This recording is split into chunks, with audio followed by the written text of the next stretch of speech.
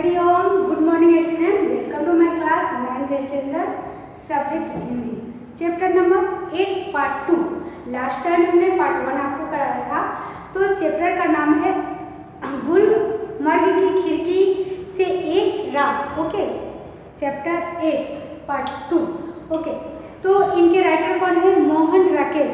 इनका जन्म कब हुआ था?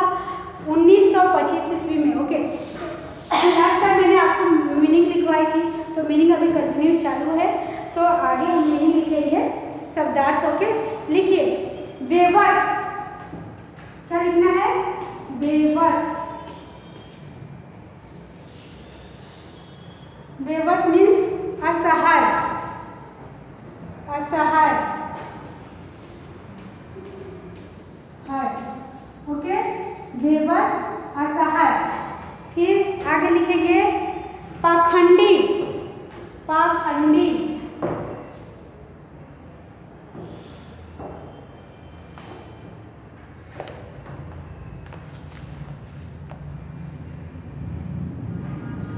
बेबस के बाद लिखेंगे एहसास। लिखिए एहसास, है ना। एहसास मीन्स क्या होता है बच्चों? अनुभव। हमें किसी चीज की अनुभव होती है, उसे क्या बोलते हैं? एहसास, अनुभव। अनुभव। ओके, नेक्स्ट लिखेंगे हम सहसा। सहसा, सहसा, है ना। सहसा मीन्स क्या होगा? अचानक। अचानक कोई काम होता है, अचानक। सहसा, अचानक लिखेंगे। फिर आगे हम पगडंडी। पगडंडी, पगडंडी। ओके, पगडंडी मीन्स लोगों के लगातार चलने से। पगडंडी मीन्स लोगों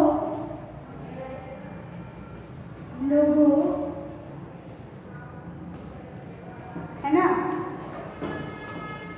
लोगों के लगातार चलने से अपने आप, लोगों के लगातार चलने से, अपने आप चलने से, अपने, है ना, अपने आप, लोगों के लगातार चलने से अपने आप बना रास्ता। पगडंडी क्या है? बना रास्ता। रास्ता, उसका पगडंडी का मतलब ये होता है कि लोगों के लगातार चलने से बना रास्ता। ओके, अब हम लिखेंगे द्वीप। द्वीप मीन्स टापू। लिखिए द्वीप, है ना। द्वीप मीन्स क्या होगा? टापू।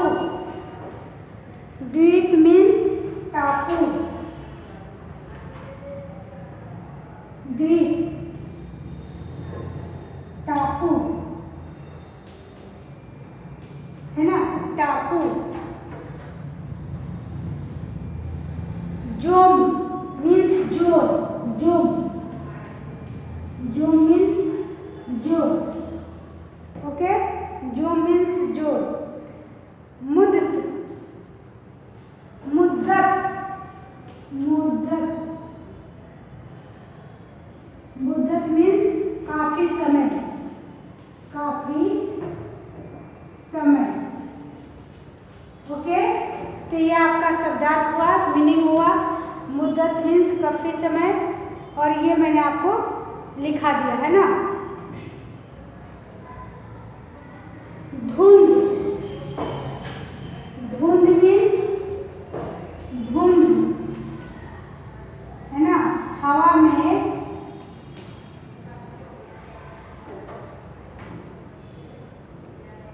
हवा में उड़ती हुई धूल। धुंध मीन्स हवा में उड़ती हुई धूल। उड़ती हुई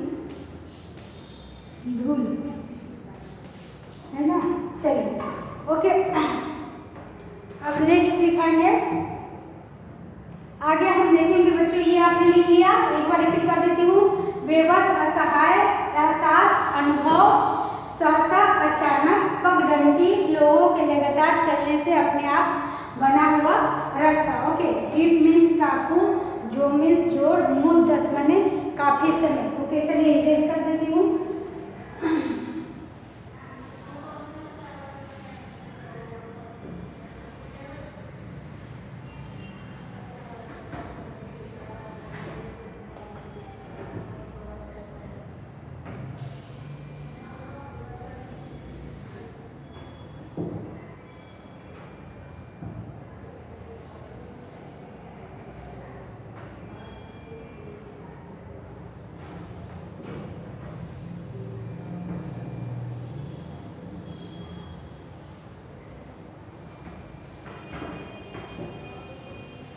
अब देखेंगे बच्चों, क्वेश्चन आंसर है इसमें,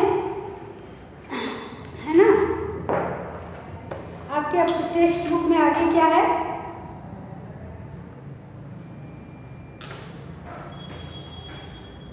इसमें शब्दार्थ और स्वाध्याय में निम्नलिखित प्रश्नों के एक एक वाक्यों में उत्तर दीजिए।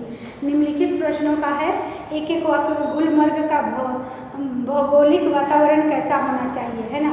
तो इसके बारे में आपको लिखना है कि गुलमर्ग के भौगोलिक वातावरण कैसा होना चाहिए। तो मैं आपको ओरल बता देती हूँ, है ना।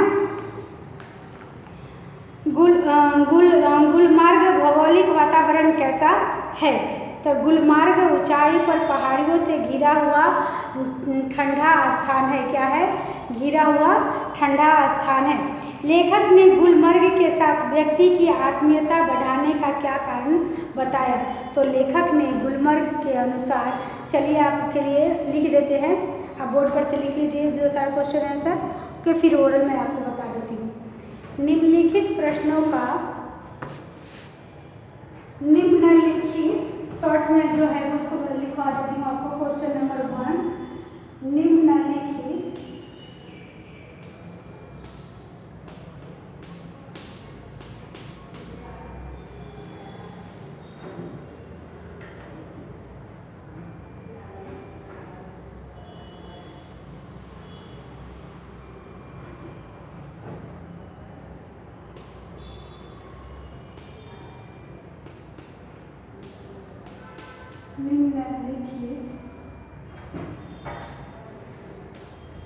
प्रश्नों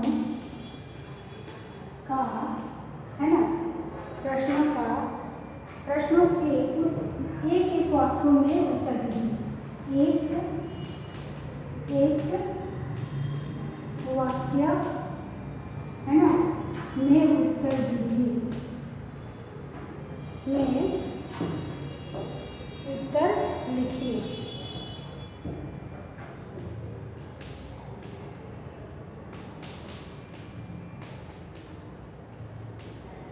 है ना।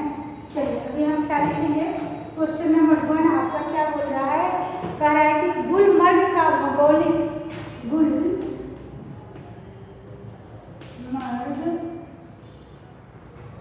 का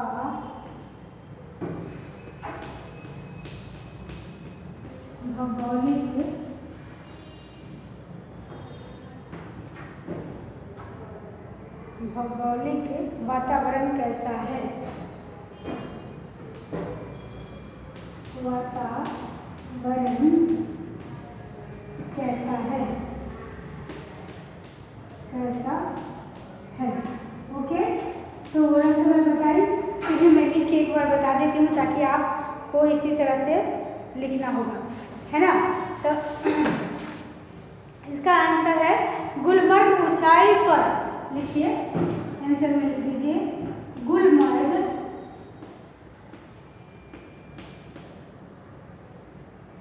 ऊंचाई पर, है ना, ऊंचाई पर पहाड़ियों से घिरा हुआ ठंडा स्थान है। ऊंचाई पर पहाड़ियों से घिरा हुआ,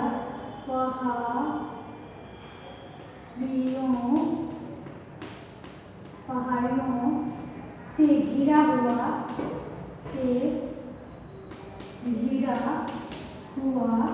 ठंडा स्थान है। क्या है, ठंडा स्थान है ना, पहाड़ियों से घिरा हुआ ठंडा स्थान है। ओके, चलिए सेकंड क्वेश्चन आपका है, लेखक ने गुलमर्ग के साथ व्यक्ति की, लेखक ने 2 नंबर में लिखेंगे, लेखक ने गुलमर्ग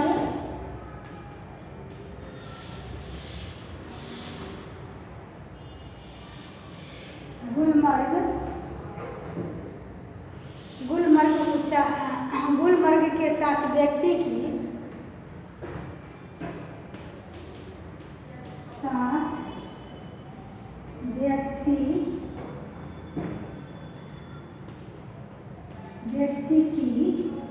है ना, व्यक्ति की आत्मीयता बढ़ाने का क्या कारण बताया। व्यक्ति की आत्मीयता बढ़ाने का क्या कारण बताया।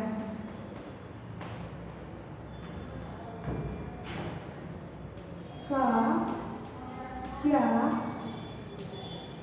कारण बताया, है ना।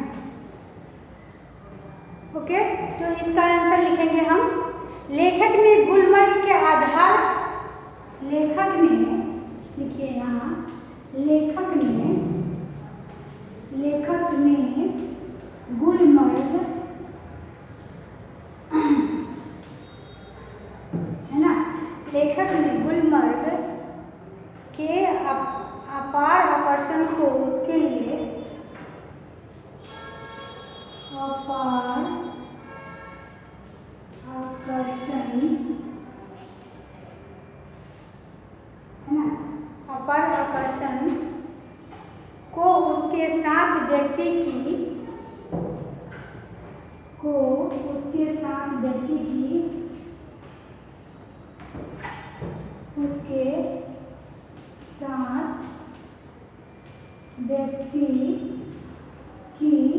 है ना, उसके साथ व्यक्ति की आत्मीयता बढ़ाने का कारण बताया। व्यक्ति की आत्मीयता बढ़ाने का कारण बताया, का कारण बताया। ओके, चलिए ये सेकेंड क्वेश्चन कंप्लीट हो गया आपका, है ना। अभी थर्ड में भी है आपका, थर्ड नंबर में है कि खिड़की, थर्ड नंबर में क्वेश्चन आपका है, खिड़की के पास खड़ा लेखक बरसाती घटा का देखकर किस बात से घबरा जाता है। ओके, तो इसमें थर्ड नंबर में है, खिड़की के पास खड़ा लेखक बरसाती घटा को देखकर किस बात की प्रतीक्षा करने लगता है। तो ये क्वेश्चन नंबर 3 है, ये भी आप लिख लेंगे।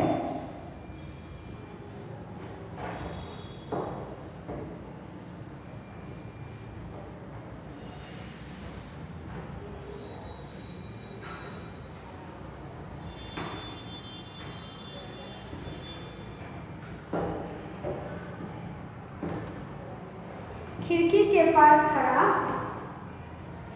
क्वेश्चन नंबर 3,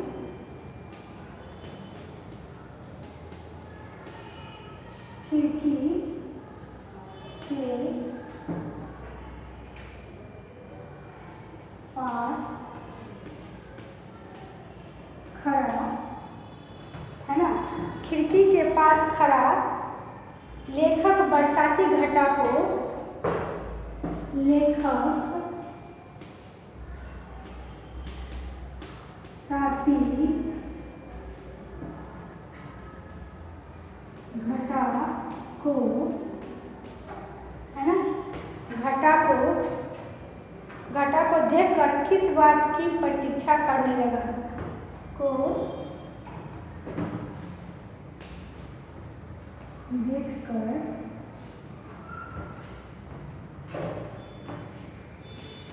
किस बात की प्रतीक्षा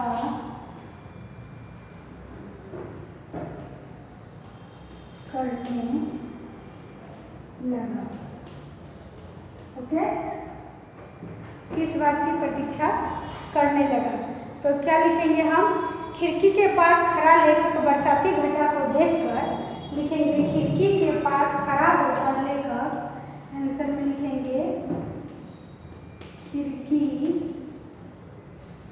के पास खड़ा होकर लेखक, है ना,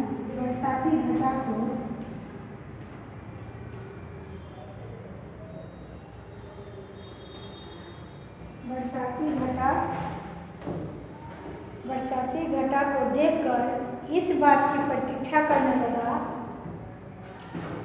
घटा को देखकर, है ना, इस बात की प्रतीक्षा करने लगा, इस बात की प्रतीक्षा करने लगा,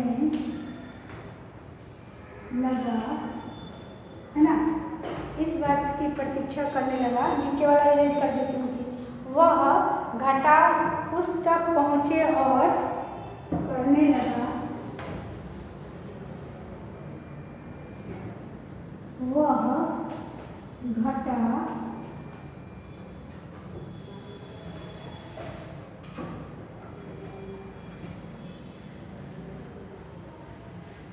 वह घटा है ना,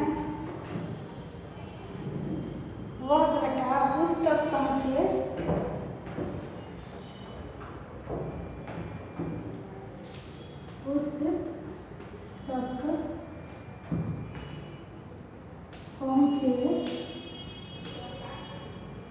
है ना, उस तक पहुँचे और उसे अपने लपेट में ले ली, और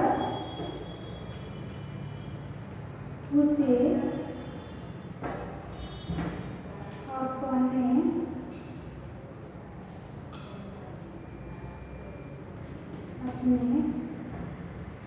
लपेट में ले ले। ओके,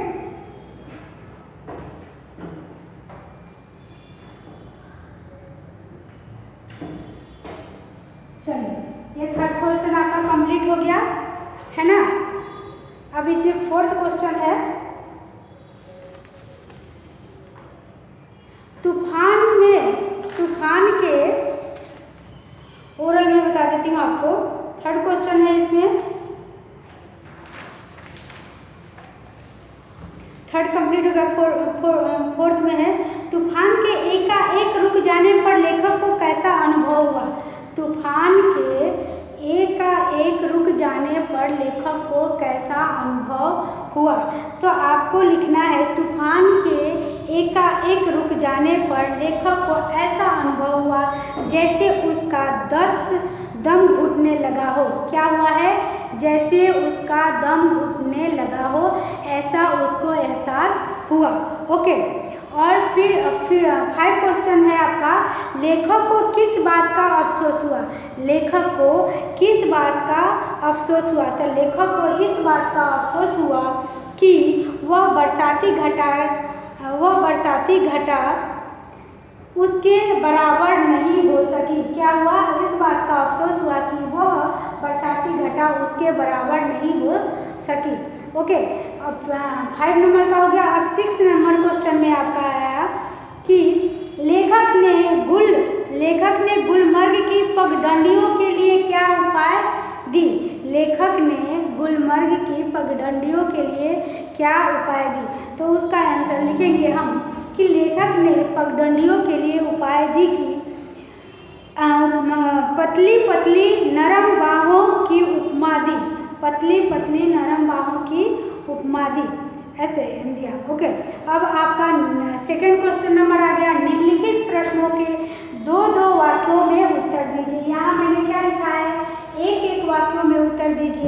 तो सेकंड क्वेश्चन नंबर में आ गया, निम्नलिखित प्रश्नों का दो वाक्यों में उत्तर दीजिए। तो पहला क्वेश्चन नंबर इसमें है कि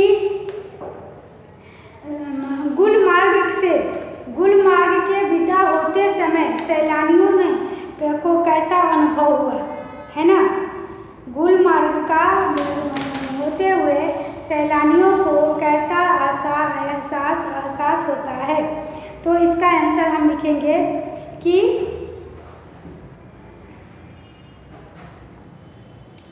इसका आपको सेकंड क्वेश्चन का आंसर लिखेंगे कि आपको फर्स्ट वाला तो हो गया सेकंड, और सेकंड क्वेश्चन में है आपके, लेखक ने गुलमर्ग के दिन को वाचाल क्यों कहा। लेखक के दिन को उन्होंने वाचाल क्यों कहा। ओके, और आगे आपका ये कंप्लीट हो गया बच्चों। तो वन वर्ड्स वाला कंप्लीट हो गया। अब आगे हम देखेंगे निम्न, फिर उसमें से थर्ड क्वेश्चन में आ जाएगा। इसमें है लेखक की प्रतीक्षा असफल क्यों हुई। फिर सैलानी कब और क्यों सिहर जाते हैं। ओके, थर्ड क्वेश्चन नंबर में हम देखेंगे कि निम्नलिखित प्रश्नों के उत्तर 5 या 6 वाक्यों में देना है। आपको निम्नलिखित प्रश्नों का उत्तर 5 या 6 वाक्यों में देना है। तो वो आपका है प्रश्न, लेखक ऐसा क्यों कहता है कि गुलमर्ग को कभी पूरा देखा नहीं जा सकता। लेखक ऐसा क्यों कहता है कि गुलमर्ग को पूरा ऐसा देखा नहीं जा सकता। तो इसको कैसे लिखना है, 5-6 वाक्यों में लिखना है। तो क्या लिखेंगे आप, लिखेंगे कि लेखक गुलमर्ग में रहकर वहाँ के 7 व्यक्ति की आत्मीयता बहुत गहरी हो जाती है। क्या हो जाती है, बहुत गहरी हो जाती है। यहाँ तक कि व्यक्ति अपने आप को वहाँ के सपाट मैदान का एक हिस्सा समझने लगते हैं। क्या समझते हैं कि यहाँ तक कि एक सपाट मैदान का हिस्सा समझने लगते हैं। वहाँ के जिस परिसर में व्यक्ति रहता है वह उसके भीतर समा जाता है। क्या करता है, वह उसके भीतर समा जाता है। ओके, और आत्मीयता का कोई और छोर नहीं होता। आत्मीयता का कोई और छोर नहीं होता, है ना। इसलिए लेखक को कहता है कि गुलमर्ग को कभी पूरा देखा नहीं जा सकता। ये आपका 5-6 वाक्यों में का क्वेश्चन फर्स्ट क्वेश्चन है। फिर सेकंड क्वेश्चन है, दिन में गुलमर्ग की शोभा का वर्णन अपने शब्दों में कीजिए। दिन में गुलमर्ग के वर्णन का शोभा अपने आप शब्दों में आपको करना है। तो आपको ये लिखना होगा कि कैसे लिखना है। ओके, तो दिन में गुलमर्ग का हरा भरा रूप आँखों को मुग्ध कर देता है। क्या करता है, मुग्ध मीन्स मोहित कर देता है। जो दिन में हम देखते हैं तो आँखों को क्या करता है, मुग्ध कर देता है। ओके, धरती से लेकर आकाश तक हरियाली है। धरती से लेकर आकाश तक हरियाली है और हरियाली ही हरियाली दिखाई देती है। हरी घास के बीच तरह तरह के रंग बिरंगे फूल क्या करते हैं, खिल जाते हैं। रंग बिरंगे फूल खिल जाते हैं। वातावरण में नई नई कपोले फूट आती है। कपोले में पत्ता, जो नया नया पंखुड़ियाँ पत्ता निकलते हो तो नई नई पंखुड़ियाँ कपोले फूट आती है। सैलानी घुड़सवार का आनंद लेते नजर आते हैं। हर क्षण एक नया अनुभव और रोमांच की दृष्टि होती है। आकाश में बादलों के नन्हे नन्हे द्वीप तैरते दिखाई देते हैं। पगडंडियों भेड़ बकरियों को रिवरों को ढक जाती है। इस तरह दिन में गुलमर्ग की शोभा देखने लायक होती है। ओके, ये आपका क्वेश्चन 2 कंप्लीट हो गया। थर्ड क्वेश्चन है, प्रकाश बादल तथा हवा के कारण गुलमर्ग दर्शन में आए रोमांच का वर्णन कीजिए। आपको क्वेश्चन चैप्टर रीड भी करना है, उसमें से क्वेश्चन बनाना भी है, लिखना भी है।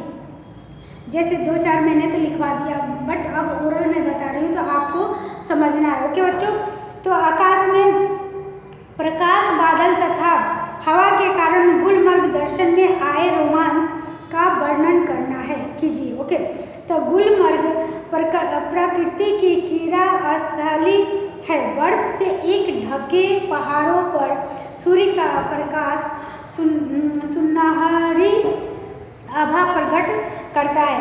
आकाश से बरसों बर्फ के पारदर्शक कण प्रकाश के उज्जवल ही हो उठते हैं। ओके, बादलों के समूह आकाश से ऐसे विचरते हैं कि जैसे नन्हे नन्हे द्वीप इधर उधर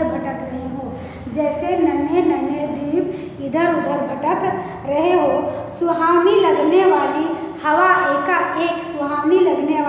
एकाएक तूफान का रूप ले लेती है। तेज हवा के साथ बरसाती घटाएं तेज आगे बढ़ती है।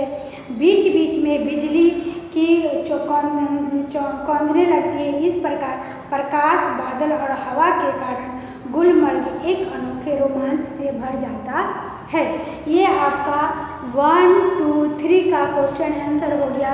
2-3 मैंने ओरल लिखवा दिया, एक अब मैं रिटन लिखवा दिया, सॉरी मैं ओरल आपको बता दी। क्वेश्चन नंबर जो 5-6 वाक्यों में लिखना है बच्चों, तो उसको मैं 1, 2, 3 का बता दी। फिर 4th नंबर है पंक्तियों का आशय स्पष्ट कीजिए। पंक्तियों का जो आशय है स्पष्ट कीजिए। गुलमर्ग में सपने फूलकर उठते हैं। हरियाली के आर पार ताल छतों के ऊपर कहलाता है, उसके बारे में आपको लिखना है। रंगीन बिंदुओं का पूरा विस्तार एक बार सिहर जाता है और अपने को समेटने लगता है, इसके बारे में भी आपको लिखना है। ओके बच्चों, तो आज इतना आपको कराया मैंने, और आगे तो आशय में क्या करता है। पहला क्वेश्चन, गुलमर्ग के सपने फूल बनकर उगते हैं हरियाली के, तो इसका मैं ओरल आपको बता देती हूँ कि गुलमर्ग के रंगीन फूल रंगीन और सुंदर सपने की तरह क्या होते हैं। हरी भरी घास पर दूर दूर तक फूल ही फूल दिखाई देते हैं। क्या करते हैं, हरी भरी घास दूर दूर तक फूल ही फूल दिखाई देते हैं। लाल रंग की छतों पर भी फूल नजर आते हैं। अब सेकंड क्वेश्चन है आपका, रंग बिंदुओं का पूरा विस्तार एक बार सिहर जाता है और अपने को समेटने लगता है। क्या करता है, अपने को समेटने लगता है। तो इसका आंसर होगा, मौसम सुहावना था। हरी घास पर बैठे रंग बिरंगे कपड़े पहने तरह तरह के सैलानी सुहावने वातावरण का आनंद ले रहे थे। क्या करते हैं, तरह तरह के कपड़े पहने हुए वहाँ घास पे बैठे हुए सुहावने वातावरण का आनंद लेते हैं। तभी बूंद गिरने लगी और सैलानी उठ कर सुरक्षित जगहों में जाने लगे। तभी क्या होता है, बारिश होने लगती है तो वहाँ से उठकर सुहावनी जगह पर वो लोग जाने लगते हैं। ओके बच्चों, तो आज के लिए बस इतना ही। इसमें आगे आपको टेक्स्ट बुक देख लीजिए। 1, 2, 3, 4 क्वेश्चन हो गया है ना। 1, 2, 3, 4 क्वेश्चन कंप्लीट हो गया आपका ओरल और रिटन में। आपका होमवर्क है सेकेंड क्वेश्चन का, किन्हीं प्रश्नों के 2-2 वाक्यों में उत्तर दीजिए। तो आपको अपने आप से लिख लेना है, गुलमर्ग से विदा होते समय सैलानियों को कैसा एहसास होता है। ये आपके लिए 2 क्वेश्चन का 1, 2, 3, 4 क्वेश्चन का होमवर्क है, तो करना है। आगे मैं कराऊंगी 5, 6, 7 क्वेश्चन। हरियाली का सपना कुहासे से फूल और बदल जाता है, यह दृश्य किस समय का है। ओके बच्चों, तो okay, thank you, have a nice day.